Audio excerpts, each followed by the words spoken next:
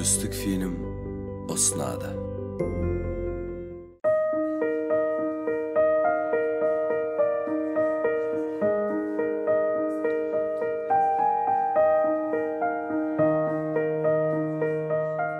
Арсыз, намыссыз ұрпақ ол мүгедектен де жаман деп ойлаймын.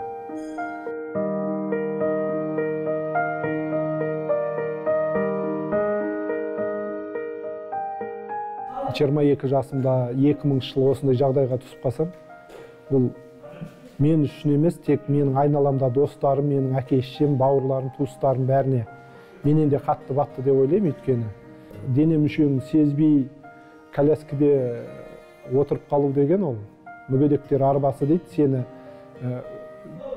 қоғамның бәрі сені мүгедек ретінде қабылдайды, бірақ сен онымен іштей күресесің ғой, өмір бақи.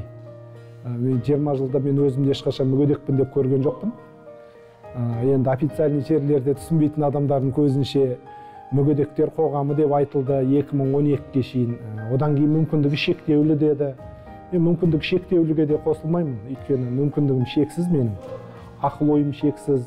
Мен туыстарыма, мен басқа адамдарға жәрдеммен көп нәрсені істей алатыныма көзім жеткізіп, қоғамның көзін жеткізіп келе жатырмын.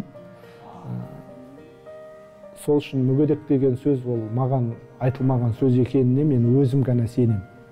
Адамды бұлай жаратқан жоқ қой, мал сияқты.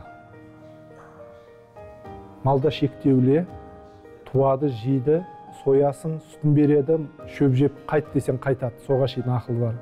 Ал енді адамды бұлай жаратты ғой. О да шексіз, кете береді, шексізді. Мен соған сенем, шексіз.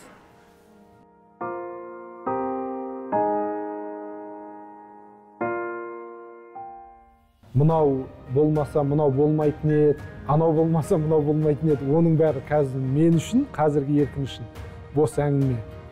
Сол еркін, сол стадиядан, сол уақыттан өтпесе, бұл еркін болмас еді. Бұл еркін тумас еді. Ол болу керек болды.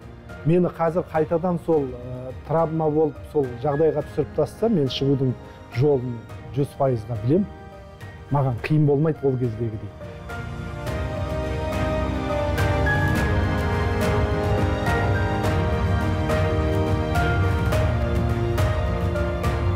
Әрбір қиыншылық ол біз үшін берілген сынақ. Сол сынақтан төзімділікпен, сабырлықпен өту керек деп ойлаймын.